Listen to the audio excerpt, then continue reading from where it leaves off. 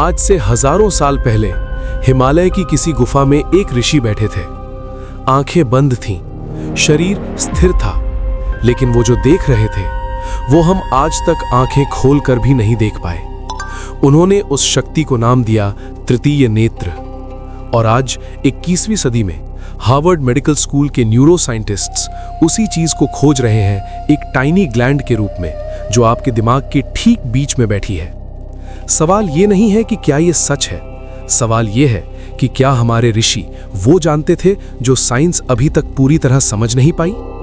अगर आप ये जानना चाहते हैं तो इस वीडियो को अंत तक देखिए, क्योंकि जो आप अगले कुछ मिनटों में जानेंगे वो आपके सोचने का तरीका हमेशा के लिए बदल देगा। आपके मस्तिष्क के बिल्कुल सेंटर में दो हेमिस्फीयर्स के बीच एक बहुत छोटी सी ग्रंथि होती है, आकार में एक मटर के दाने जितनी। नाम है पाइनियल ग्लैंड। लैटिन में पाइनिया का मतलब होता है पाइन कोन, यानी चीड़ का फल। और ये कोइंसिडेंस नहीं है कि दुनिया की लगभग हर प्राचीन सभ्यता में, चाहे इजिप्ट हो, रोम हो या भारत, पाइन कोन को ज्ञान और जागृति का प्रतीक माना गया है। वेटिकन के बीचों बीच आज भी एक विशाल ब्रॉन्ज पाइन कोन की मूर्ति है। सोचिए क्यों? लेकिन विज्ञान क्या कहता है? पाइनियल ग्लैंड एक काम करती है, मेलाटोनिन नाम का हार्मोन बनाना, जो हमारी नींद और जागने की साइकिल को कंट्रोल करता है। लेकिन यहीं पर कहानी और दिलचस्प हो जाती है। साइंटिस्ट्स ने पाया है कि पाइनियल ग्लैंड रात के अंधेरे में सिर्फ मेलाटोनिन ही नहीं बनाती। कुछ शोधकर्ताओं का मानना है कि ये DMT यानी डाइमिथाइलट्रिप्टामाइन भी रिलीज कर सकती है। DMT को साइंटिस्ट्स स्पिरिट मॉलिक्यूल कहते हैं। ये वही केमिकल है जो गहरी मेडिटेशन, नियर डेथ एक्सपीरियंसेस और सपनों की उस अवस्था में सक्रिय होता है जब इंसान को ऐसा लगता है जैसे वो किसी और डिमेंशन में चला गया हो। अब रुकिए एक पल और सोचिए, हमारे उपनिषदों में लिखा है प्रज्ञानम ब्रह्म, चेतना ही ब्रह्म है। योग दर्शन में आज्ञा चक्र को भौहों के बीच ललाट के पीछे बताया गया है, ठीक वहीं जहां पाइनियल ग्लैंड है। महर्षि पतंजलि ने योग सूत्र में कहा, जब ध्यान एकाग्र होता है तो साधक को ज्योतिषमती अवस्था मिलती है, यानी एक इनर लाइट का अनुभव होता है। और आधुनिक न्यूरोसाइंस कहती है कि जब पाइनियल ग्लैंड एक्टिवेट होती है तो वो लिटरली फॉस्फीन पैटर्न्स क्रिएट करती है, यानी आंखें बंद होने पर भी प्रकाश दिखता है। क्या ये वही दिव्य ज्योति है जिसका वर्णन हमारे ऋषियों ने किया था? अब बात करते हैं ध्वनि की, मंत्रों की। जब आप ओम का उच्चारण करते हैं, और सिर्फ उच्चारण नहीं बल्कि अनुभव करते हैं, तो उसकी फ्रीक्वेंसी लगभग 432 हर्ट्ज होती है। साइंटिस्ट्स ने पाया है कि ये फ्रीक्वेंसी पृथ्वी की नेचुरल रेजोनेंस, जिसे शूमन रेजोनेंस कहते हैं, से मेल खाती है। और जब 432 हर्ट्ज की ध्वनि तरंगे मस्तिष्क से गुजरती हैं, तो वो हाइपोथैलेमस और पाइनियल ग्लैंड के आसपास के क्षेत्र को वाइब्रेट करती हैं। यानी हमारे ऋषियों ने साउंड थेरेपी तब खोज ली थी जब साइंस अभी पैदा भी नहीं हुई थी। मंत्र सिर्फ शब्द नहीं थे, वो फ्रीक्वेंसीज थे, बायोलॉजिकल कोड्स थे, दिमाग को ट्यून करने के उपकरण थे। लेकिन यहाँ एक और रहस्य है जो शायद आपने कभी नहीं सुना। मॉडर्न साइंस ने पाया है कि पाइनियल ग्लैंड की कोशिकाओं में रेटिना यानी आंख की पुतली जैसे ही रेटोफोटो रिसेप्टर्स होते हैं। मतलब ये ग्लैंड लिटरली प्रकाश को सेंस कर सकती है। कुछ वैज्ञानिक इसे the third I of evolution कहते हैं।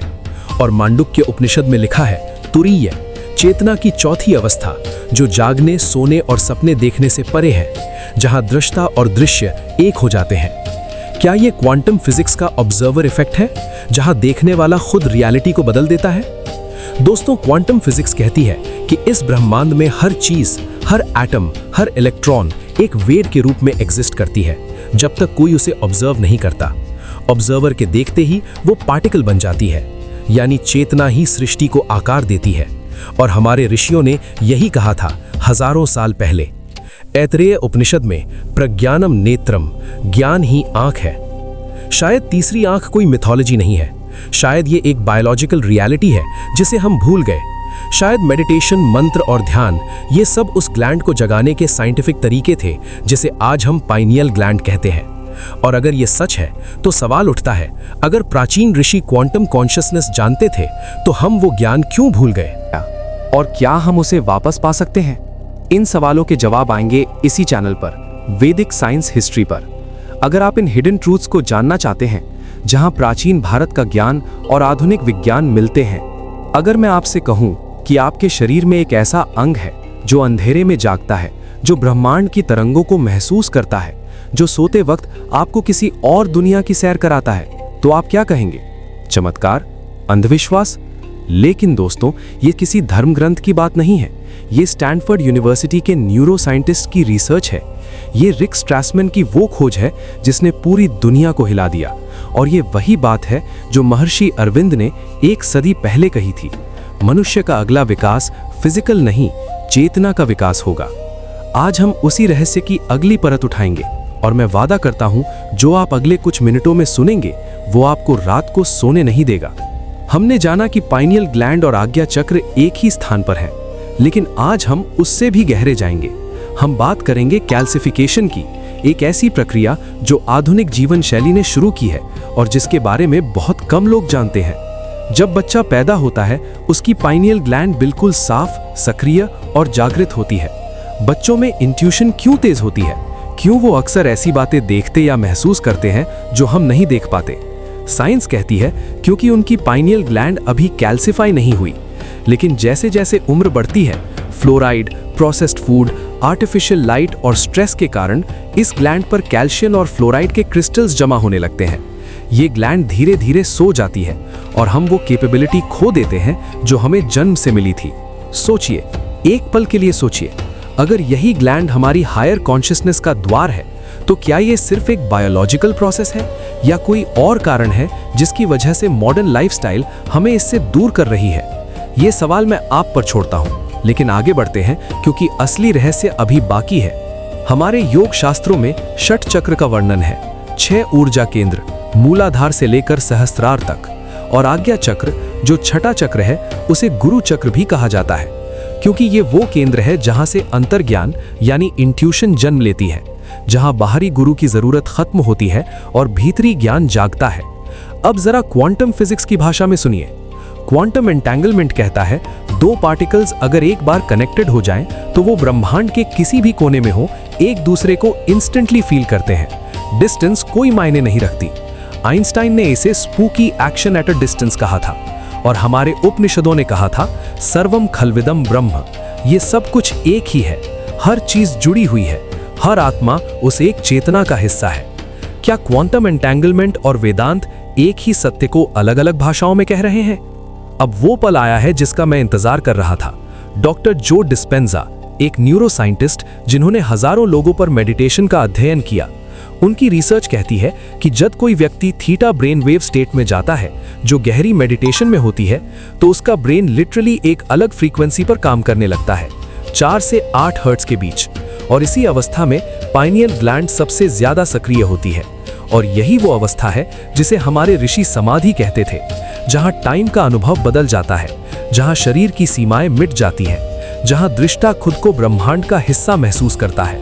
पतंजलि ने कहा था, तदा दृष्टुः स्वरूपे अवस्थानम। जब चित्त स्थिर होता है, तब दृष्टा अपने असली स्वरूप में स्थित हो जाता है। और आज न्यूरोसाइंस इसे डिफॉल्ट मोड नेटवर्क सप्रेशन कहती है, जब ईगो का वो हिस्सा शांत हो जाता है जो हमें ये भ्रम देता है कि हम अलग हैं, अकेले हैं। 2000 साल पहले लिखा हुआ योग सूत्र और आज की ब्रेन इमेजिंग एक ही बात कह रहे हैं। तो अब सवाल ये है कि हम क्या करें? हमारे शास्त्रों ने रास्ता बताया है।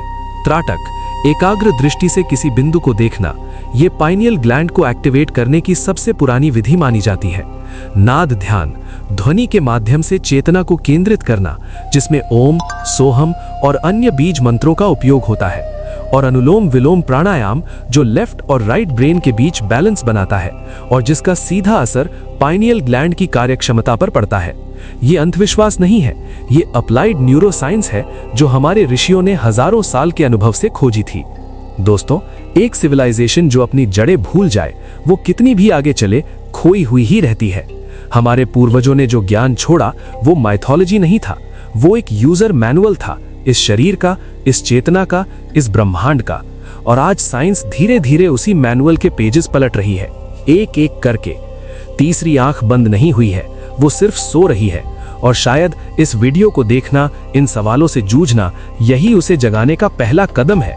अगर आप इस यात्रा को जारी रखना चाहते हैं, अगर आप जानना चाहते हैं कि सुषुम्ना नाड़ी और ह्यूमन स्पाइनल कॉर्ड में क्या संबंध है, कि कुंडलिनी एनर्जी को न्यूरोसाइंस कैसे देखती है, तो वैदिक साइंस हिस्ट्री को अभी सब्सक्राइब करें। ये चैनल सिर्फ वीडियोस नहीं बनाता, ये उन दरवाजों को खोलता है जो बंद करके रखे गए थे। सत्य वहां है, बस देखने की हिम्मत चाहिए।